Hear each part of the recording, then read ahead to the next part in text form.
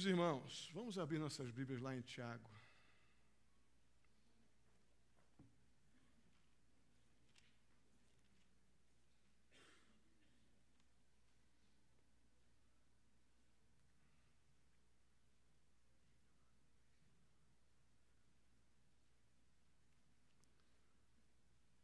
Tiago, capítulo 4.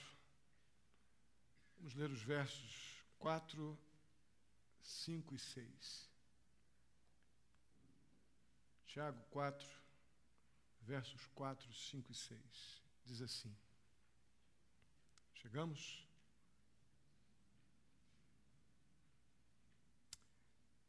A palavra do Senhor diz assim: Adúlteros, vocês não sabem que a amizade com o mundo é inimizade com Deus?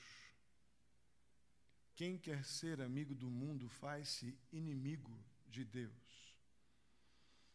Ou vocês acham que é sem razão que a Escritura diz que o Espírito que Ele fez habitar em nós tem fortes ciúmes? Mas Ele nos concede graça maior. Por isso diz a Escritura: Deus se opõe aos orgulhosos, mas concede graça aos humildes. Amém? Vamos mesmo sentados orar. Obrigado, Deus querido, muito obrigado. Eu te agradeço por essa igreja, te agradeço por cada querido irmão aqui. E peço a Ti, ó Deus Santo, mais uma vez, ó Pai, tem misericórdia de nós, nos abençoa com a Tua palavra. Que sejamos renovados, ó Deus, que sejamos confrontados, consolados, ó Deus, edificados, capacitados a sermos homens e mulheres melhores para o Senhor.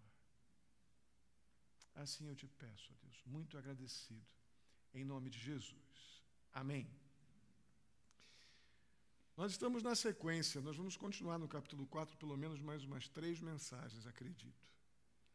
Semana passada nós falamos do problema daquelas guerras, paixões que acontecem dentro dos nossos corações, que nos afligem tanto.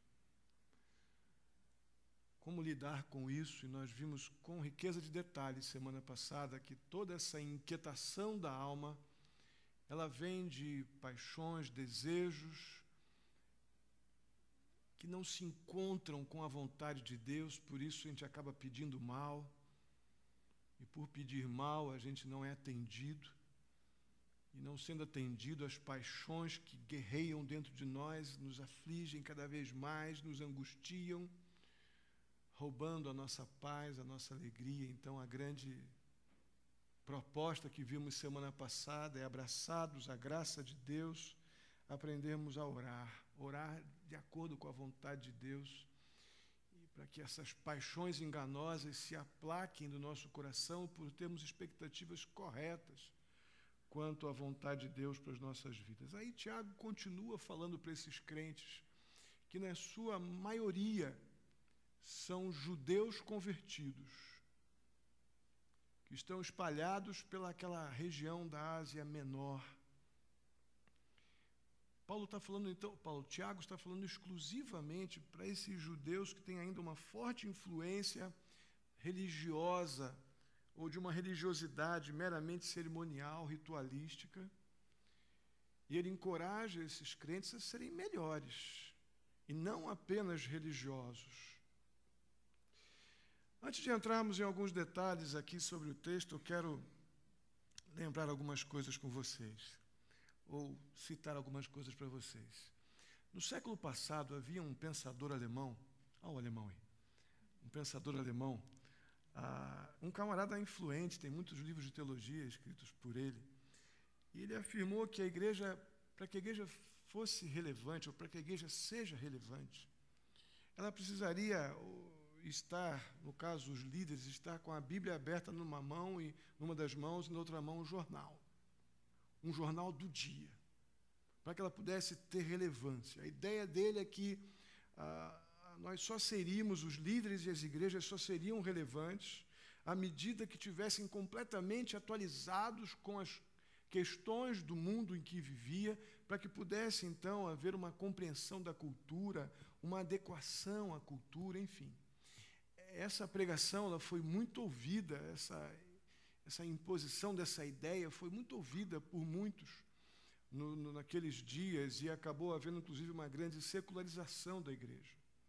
Já nos nossos dias, um pensador, que a gente tem muitos livros deles até hoje, eu acabei de ler um dele há pouco tempo, um pastor inglês britânico chamado John Stott, muita coisa boa, escrita com muita relevância. Ele viu muita importância nessa questão da gente estar atualizado com o mundo, com as coisas do mundo, ler a Bíblia, mas ter uma influência também, ou uma atualidade, ou estar atualizado com as questões contemporâneas. E o pastor Stott diz o seguinte, que o crente precisa ouvir o Espírito, mas, ao mesmo tempo, ter capacidade de ouvir o mundo, dentro da ideia de sermos relevantes com a cultura, com o mundo que a gente vive. Eu concordo, em certa forma, ou em certas situações e momentos com isso. A gente não pode estar alienado do mundo. Nossa pregação, aquilo que falamos, nosso testemunho, para que ele seja relevante, impactante, eu tenho que pegar a fé, as verdades da palavra de Deus que eu creio, e para que ter um conhecimento da realidade social que eu vivo, econômica, enfim, política, para que eu possa influenciar de uma forma relevante esse mundo que a gente está vivendo, que a gente está se propondo a testemunhar de Cristo. Mas tem uns limites aí delicados. E quando entra nos limites, eu vou falar sobre um professor meu, lá do seminário, o pastor Rousseau Shedd.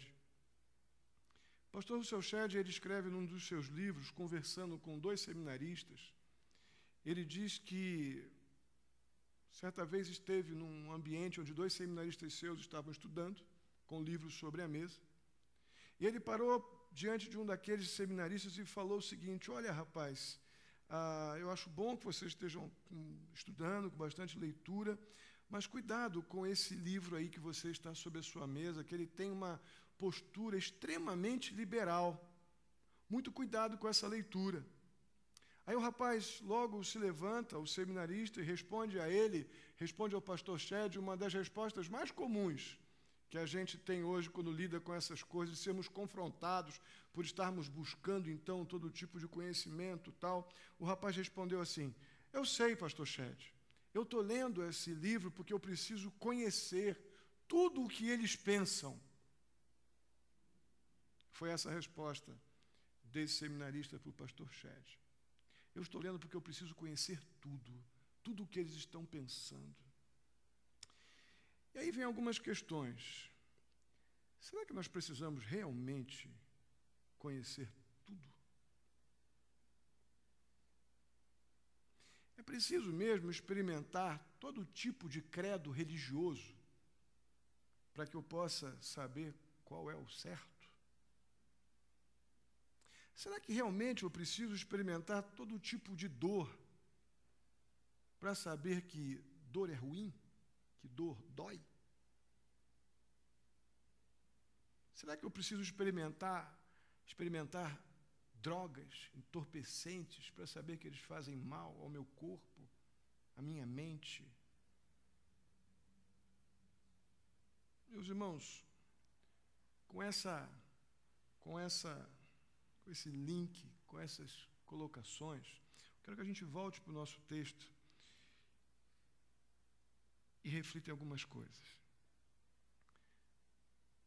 Não é necessário, não é preciso flertar com o mundo.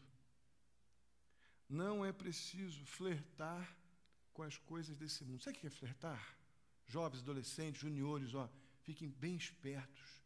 Quero que vocês prestem muita atenção. Sabe o que é flertar? É assim,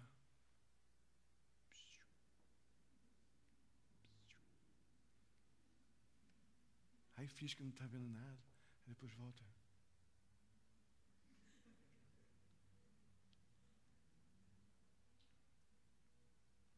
Não há necessidade de você flertar com o mundo ou com as coisas desse mundo, de jeito nenhum, para poder opinar sobre essas coisas. Você não precisa disso. Quando a gente faz isso, a gente corre um risco enorme, que a Bíblia nos adverte. O risco de entrarmos num processo de amizade com o mundo. A tensão, irmãos, é grande aqui. Nós não moramos dentro da igreja. Não tem beliches aqui para a gente ficar e não ir para o trabalho amanhã, para a escola. Não tem, a gente tem que sair daqui daqui a pouco. É delicado isso. Nós vamos estar amanhã envolvidos com as pressões do trabalho, escola, daqui a pouco chegando em casa, família de não crentes, você com todos os desafios, e como que eu vou fazer então para não flertar com o mundo, para poder diminuir a pressão sobre mim em determinadas circunstâncias, para poder, de repente, julgando erradamente, mas por fazer algum tipo de vínculo simpático com coisas, com movimentos, com pensamentos que são naturais para as pessoas que não amam a Deus, mas não estão fazendo mal para ninguém, não estão ferindo ninguém, então vou ficar com eles um pouquinho, porque isso vai fazer com que eu seja bem visto, bem quisto, e me traz um certo bem, algum tipo de benefício, ainda que temporário. Irmãos, a tensão é gigante nesse assunto. É enorme, é delicado demais isso. Principalmente porque a Bíblia diz que a amizade com o mundo, para Deus, literalmente é sinônimo de inimizade com Ele.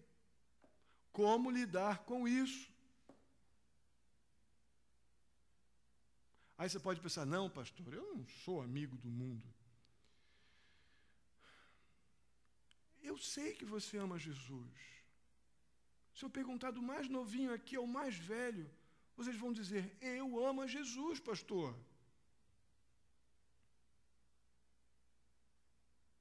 A questão é que não subestime. A gente fala em mundo e parece que a coisa fica gigante, né, grande demais, algo que a gente possa facilmente criar uma linha divisória entre as coisas do mundo, o diabo e tal, e as coisas de Deus, né, beleza? Eu fiquei conversando com o Alcione sobre esse quadro aqui. Eu falei ao Alcione ontem, Alcione, tem alguma coisa a ver com isso, essa situação? Eu, quando bati o olho, eu custei muito a achar um fundo que dissesse o que eu queria expressar. A ideia de que eu não estou lidando com uma coisa tão nítida. Não é aquela coisa, o diabo e Deus. Você pegava as imagens lá e você via, né? Botava amigo de Deus, inimigo, amigo do mundo, inimigo de Deus, aí botava um diabo com chifre, e no outro botava um irmãozinho com uma Bíblia, assim no outro lado, né?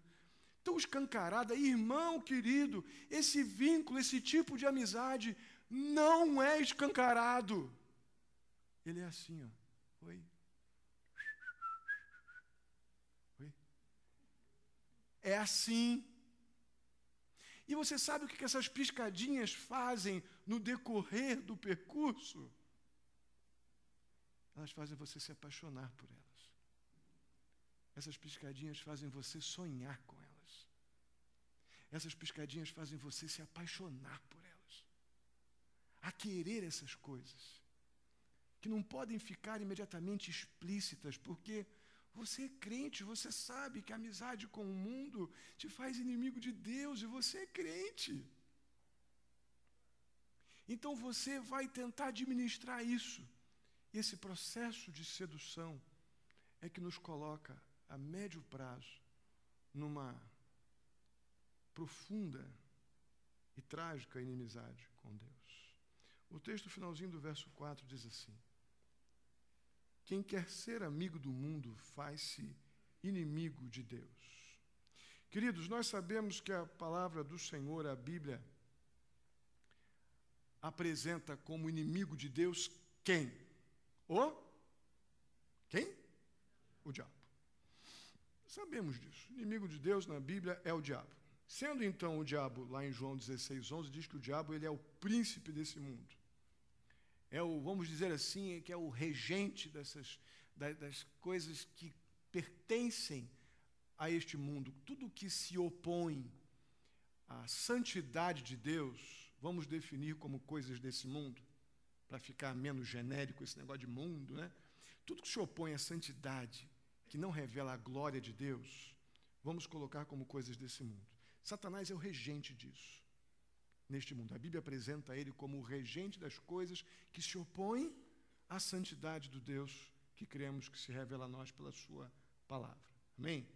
Beleza. Então a gente colocou, então, delimitou a ideia de mundo para a gente poder se comunicar melhor.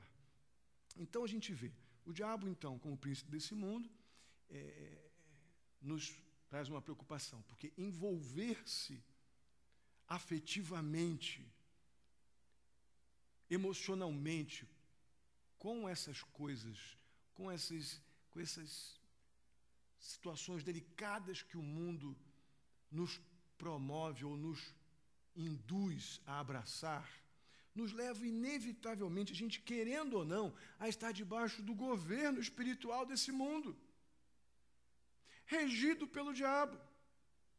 E isso, querendo eu ou não, gostando eu ou não, me coloca como inimigo do Deus que eu digo que creio. Olha o problemão, hein? Olha que encrenca. Isso, numa primeira lida, parece meio pesado. Pastor, acho que está meio exagerado isso, está meio forte. É muito duro isso, essa forma que o senhor está falando, como a Bíblia está dizendo. Pois é, mas Tiago está escrevendo exatamente dessa forma, porque ele está com algumas coisas em mente. Primeira, como eu já disse, que está na mente de Tiago, está escrevendo para um grupo de judeus convertidos que estão cheios de vínculos ainda com uma religiosidade passada, com a história, talvez, dos seus pais, que tinham uma experiência estranha de adorarem a Deus e, ao mesmo tempo, terem certas simpatias pelos deuses pagãos. E a gente tem uma informação forte disso, né, nas Escrituras, né? Quando os israelitas eles se voltavam para a idolatria, a gente vê isso no Antigo Testamento, eles não abandonavam o Deus Yahvé, não. A maioria deles se prostituíam com outros deuses. Mas, vamos dizer assim, né? No domingo estava todo mundo lá bonitinho com a roupinha de crente na igreja. Eles faziam isso costumeiramente. Tentavam fazer uma combinação de devoção. Eles adoravam a Deus no templo e aos ídolos em casa. E achavam que isso estava legal, dava para levar. Por isso que Israel, no Antigo Testamento, muitas vezes é chamada de quê? De esposa infiel. Muitas vezes. Adúltera. E quando Tiago, no comecinho do verso 4, começa o texto dizendo adúlteros,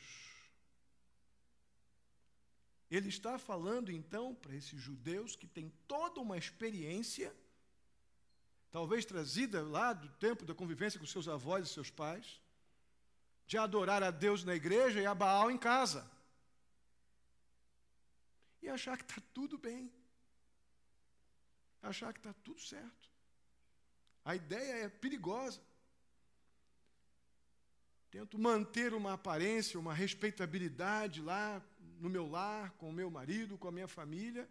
O problema é que também desejo usufruir dos benefícios dos amantes. Idolatria, as paixões. Sério é beça esse negócio. Tiago, então, está usando esse exemplo porque ele vai ilustrar o que provavelmente estava acontecendo na igreja. Ele vai dizer, ó, o amante ou o ídolo aqui no nosso caso agora é o mundo.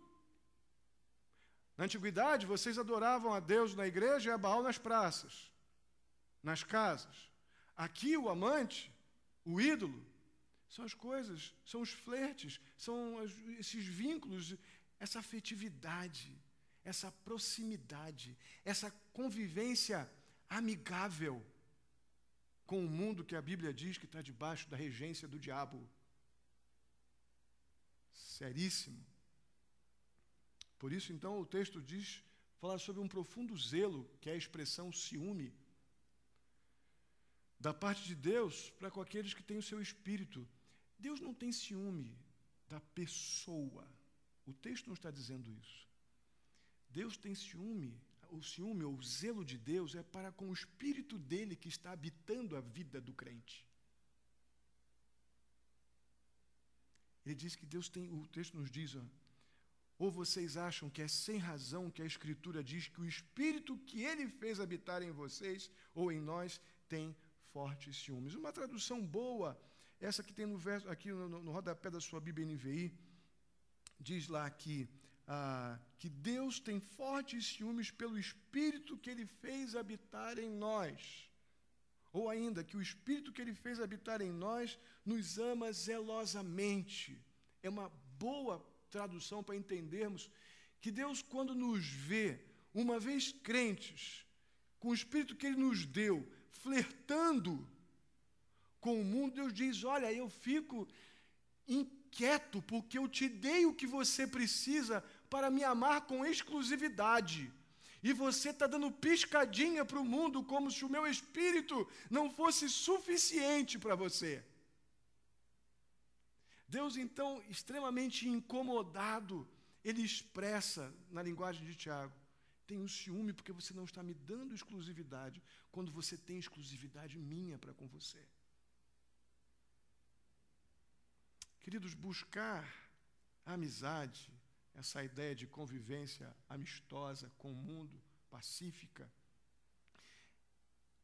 é literalmente a mesma coisa que viver debaixo da sua influência.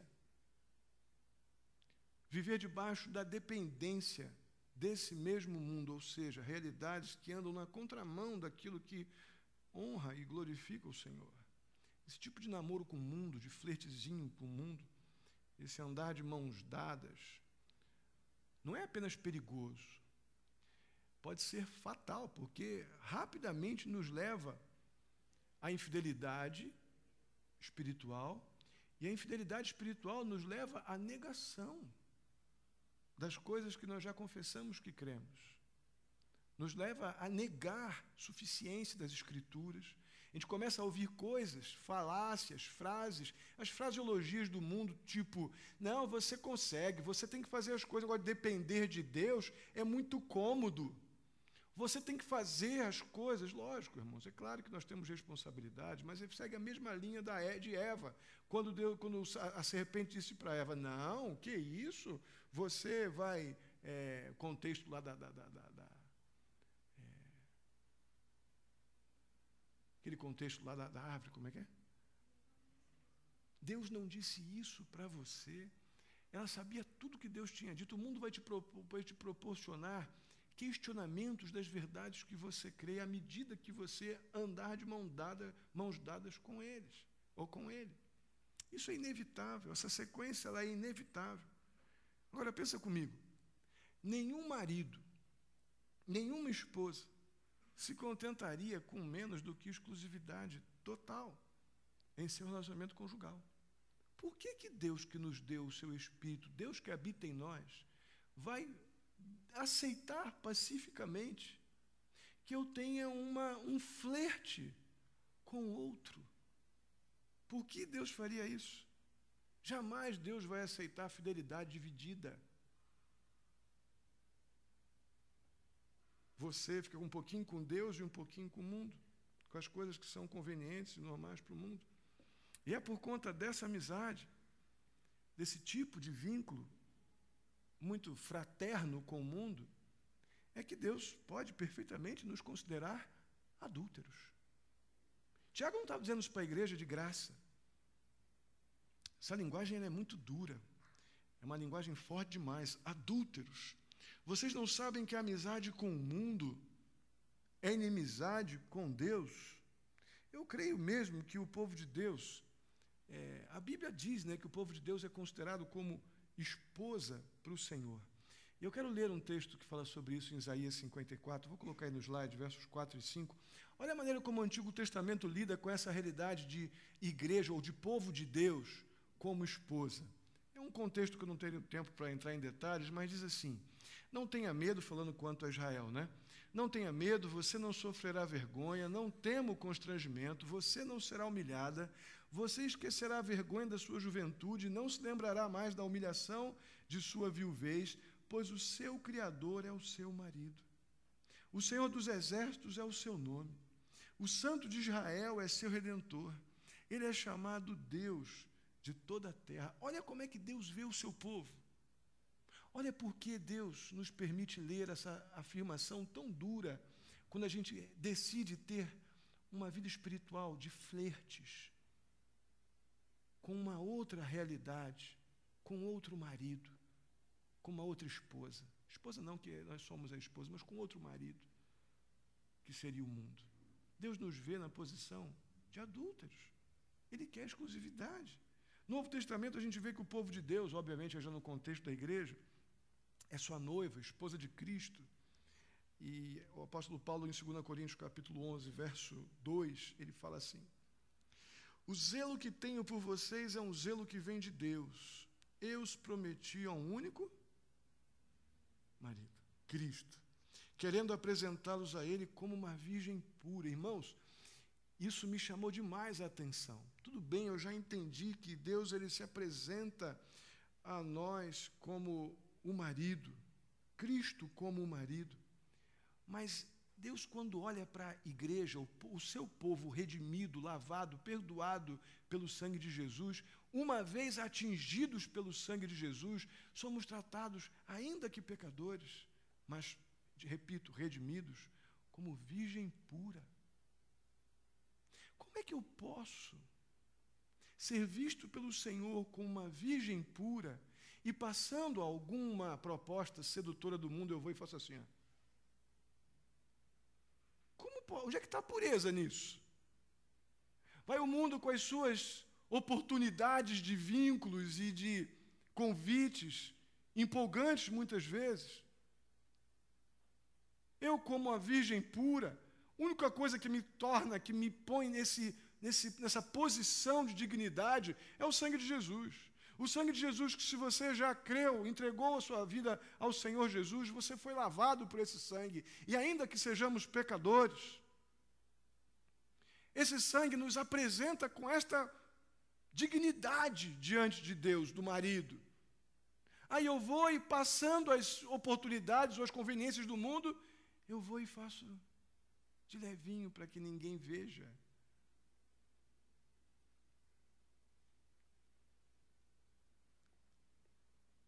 Deus, então, por causa dessa capacidade que nós temos de perder a pureza,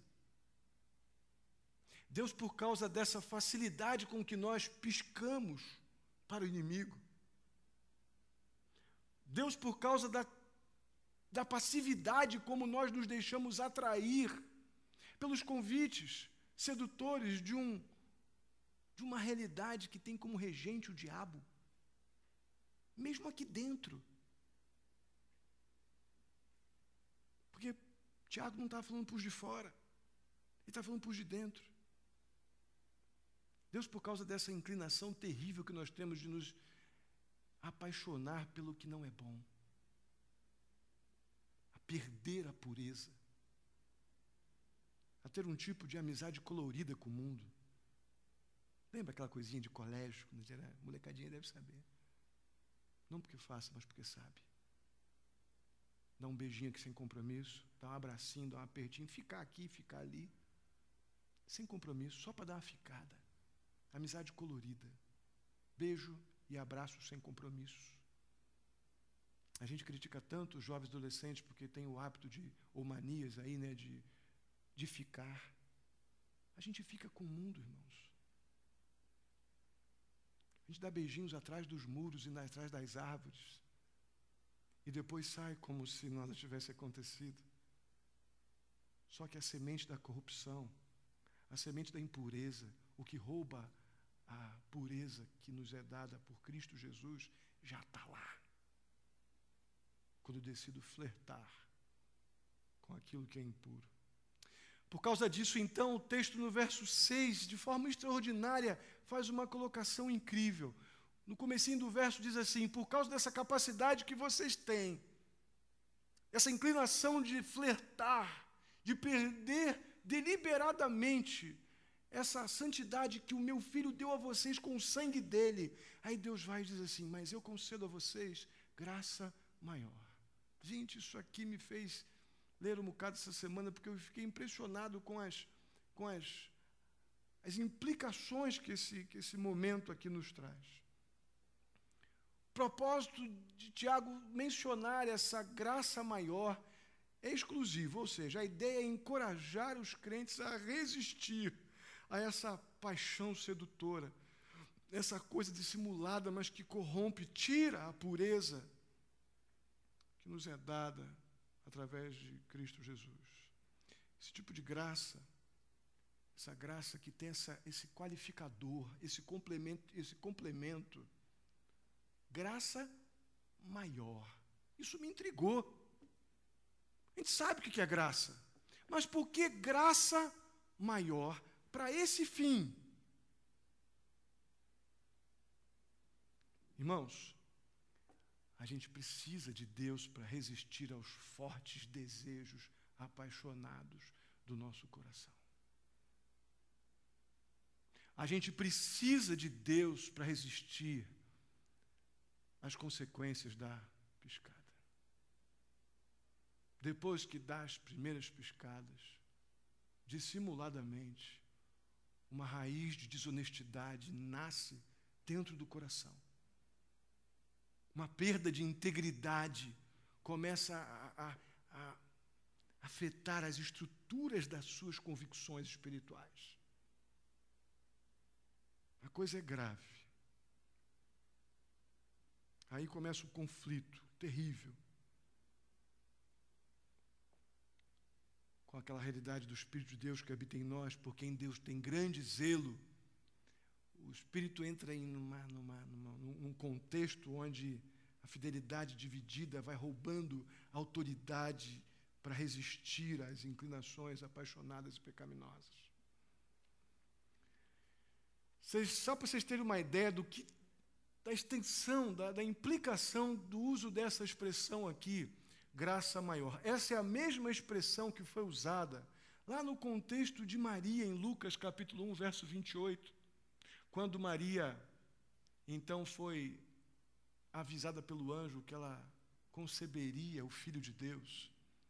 Ali a Igreja Católica, inclusive, deturpou completamente com a tradução de Jerônimo, que é o grande teólogo católico da Bíblia Nova Jerusalém, ou da Bíblia Jerusalém, perdão, que usam a ideia de agraciada para traduzir essa palavra, como se ela tivesse, inclusive, ficado incapaz de ser pecadora. Esse texto não tem nada a ver com salvação.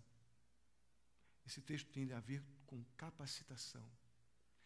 Deus usa esse texto com Maria, dizendo que ela receberia uma graça maior, para que ela pudesse suportar aquele processo de estar grávida do Filho de Deus, com uma postura de total, Deus capacitaria Maria a ter uma postura de total humildade, algo que seria humanamente muito difícil, porque ela seria nada menos do que mãe do Filho de Deus, e ainda num contexto que não estava casada com José ainda. Uma série de tensões viriam, então, para que ela não ficasse soberba, para que ela pudesse ser capacitada até para aquela gestação sobrenatural. Na verdade, aquele processo, não somente a gestação, mas a própria concepção sobrenatural, ela receberia uma capacidade sobrenatural.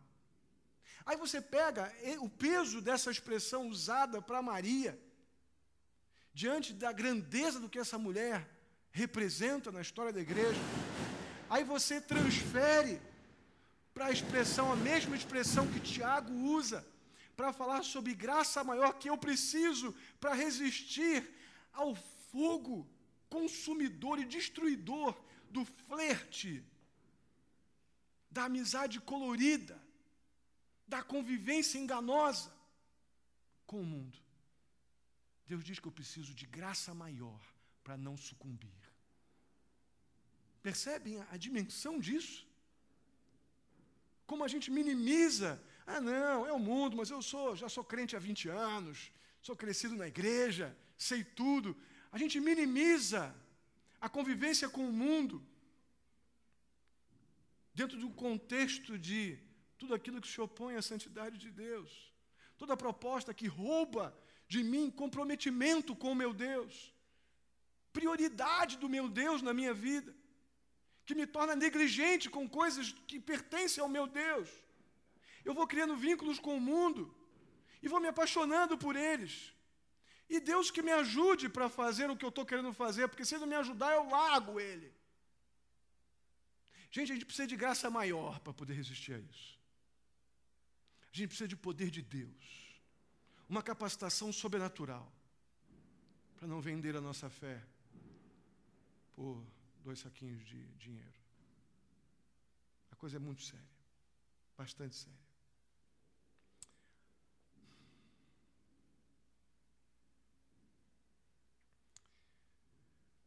Mas há um requisito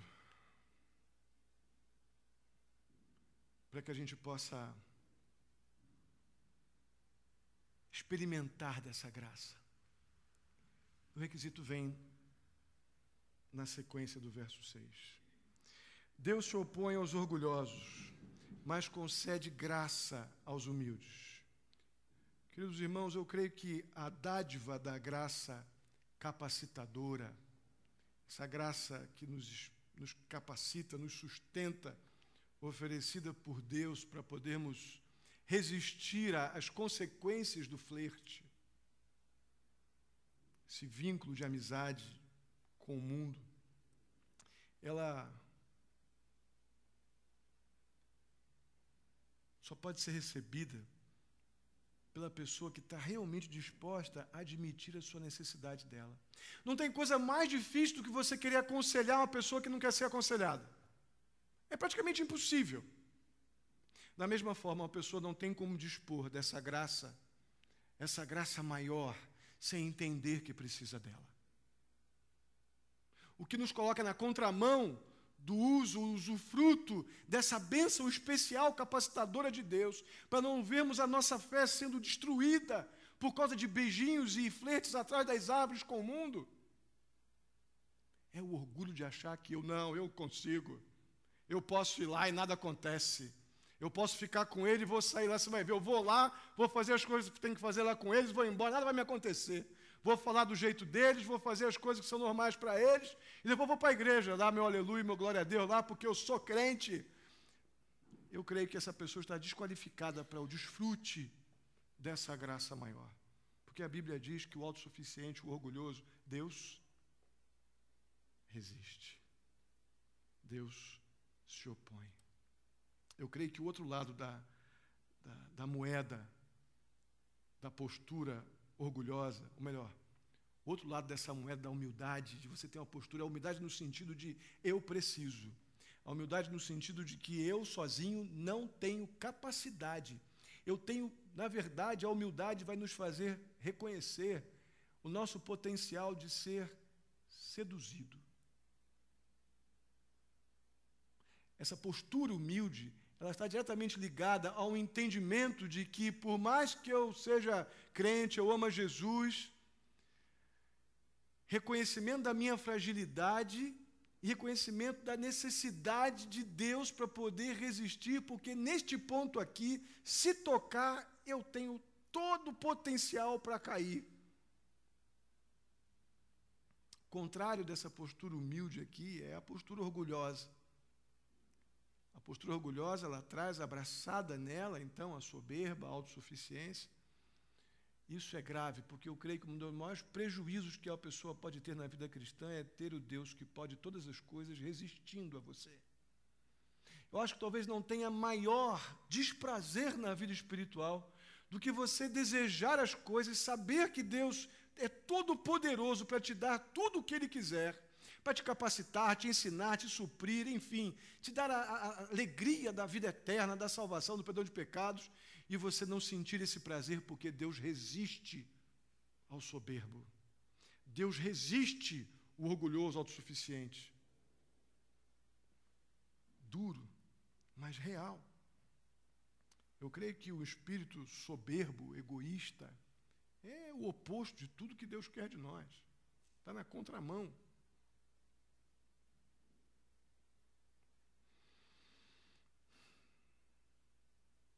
Qualquer plano pessoal que a gente possa fazer de resistir a essa pressão, a essas paixões, independente da capacitação divina, nos coloca no grupo daqueles que Deus se opõe. A gente tem que lutar para andar fora desse grupo. E não é um grupo tão pequeno, não. Eu quero ler para vocês uma reflexão de um cidadão, um outro alemão, chamado Thomas Kempis. Tem pouco tempo, tem um pouco mais de 500 anos que ele escreveu isso. É recente. Mas preste atenção, não é tão curtinho, mas é muito interessante. Olha o que esse homem aprendeu nas suas reflexões. Um homem temente a Deus. Olha o que ele aprendeu sobre humildade. Ele diz assim: por meio da humildade, me mostrarás o que sou, o que fui e de onde eu vim, pois não sou coisa alguma e não sabia. Se me abandonares, não sou nada, está falando em relação a Deus. E tudo é fraqueza e imperfeição. Mas tão logo me restauras, mesmo que pouco, me farás forte e estarei cheio de nova alegria. Olha como ele revela uma dependência total de Deus para a sua restauração e para poder estar cheio de alegria. É grande maravilha que eu, um miserável, seja tão rapidamente levantado de minha instabilidade na contemplação de coisas celestiais, e seja sustentado com tanto amor, eu que por mim mesmo sempre me inclino para as atrações mundanas, as piscadinhas, os beijinhos escondidos, os abracinhos atrás das árvores com o mundo, aquelas coisas que a gente acha que pode fazer no quarto fechado, na internet, no Facebook, na escola quando não está perto de ninguém, no trabalho em certas convivências, com certos grupos.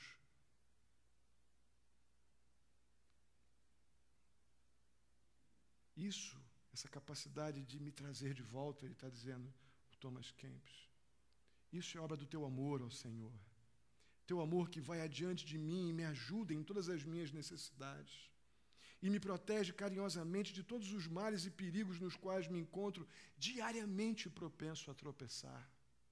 Irmãos, enquanto a gente não acreditar que a gente diariamente está propenso a tropeçar, e o tropeço vem dos vínculos que a gente tem com o mundo, do tipo de vínculo que a gente tem com o mundo, enquanto a gente não entender que precisa de graça maior, de poder do céu, para não adorar a Deus no templo e a Baal na praça, enquanto a gente não chegar nessa postura de submissão humilde, a gente não vai desfrutar do poder capacitador dessa graça. Nós vamos estar apenas lidando com o desprazer da resistência de Deus. Não vale a pena. Eu fiquei pensando muitas vezes em vocês, adolescentes, jovens, claro, todos nós como adultos, mas várias vezes eu fiquei pensando e pedindo a Deus que eu pudesse dizer para vocês, da forma mais prática possível, como ser um jovem, um adolescente, um junior, um adulto, crente, morando, vivendo em Mogi Guaçu, numa realidade de mundo onde as pessoas naturalmente não têm, a maioria das pessoas em volta da gente, até mesmo muitos crentes que a gente conhece, despreocupados de fazer o que honra a Deus e muito ocupados em fazer apenas o que dá certo.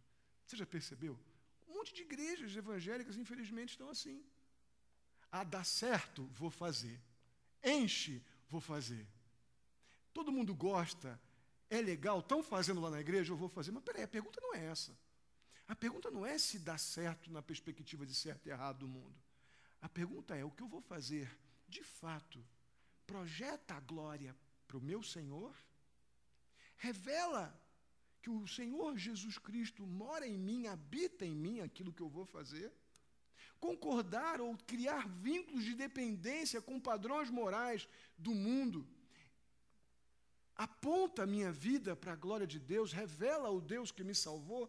Se a resposta for não, cuidado! Você pode estar entre aqueles que a Bíblia chamou de adúltero, porque Deus exige fidelidade como marido. Isso não quer dizer que você não tem que ir para o trabalho amanhã. Isso não quer dizer que você não tem que estudar amanhã. Isso não quer dizer que você vai estar surdo e mudo no trabalho, nas coisas onde você vai estar. De jeito nenhum. Mas isso quer dizer que você vai estar numa postura completamente submissa, carente de Deus, para poder, então, desfrutar de graça maior. Como, por exemplo, irmãos, é raso demais o exemplo de hoje, mas ele é extremamente oportuno, olhando para John Piper, que diz que a gente precisa olhar para a realidade do mundo e para a Bíblia. Vamos olhar para a realidade de hoje. Copa das Confederações. O Brasil provavelmente ganhou a Espanha. Isso é muito legal. Vou chegar em casa e vou ver o jogo todo. Muito jóia.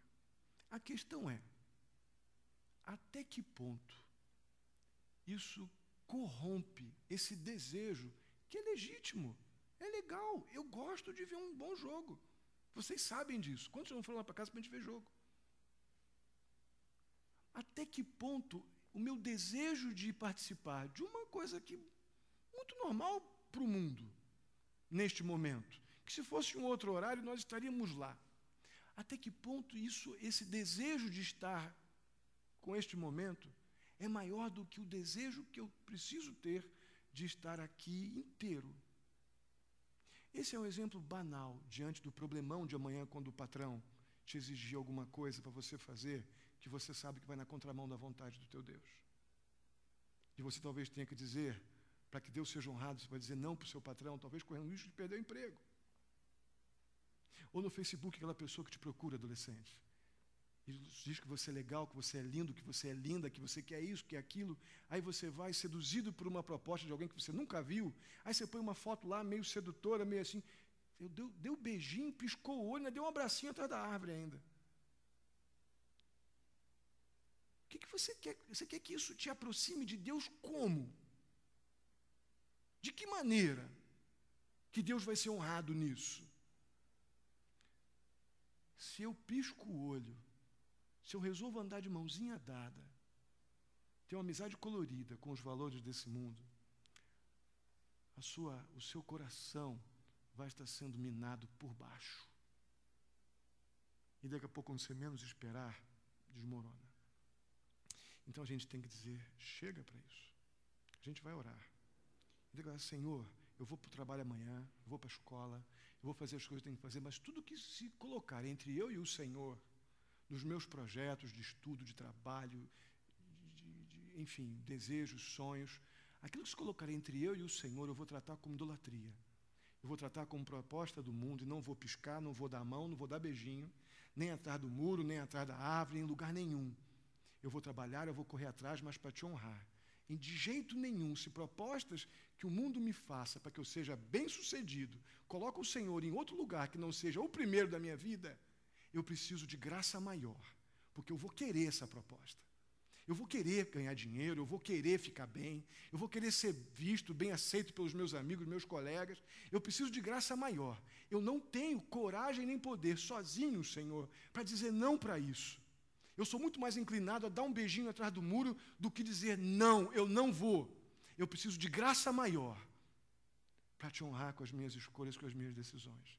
Mas eu quero essa graça maior.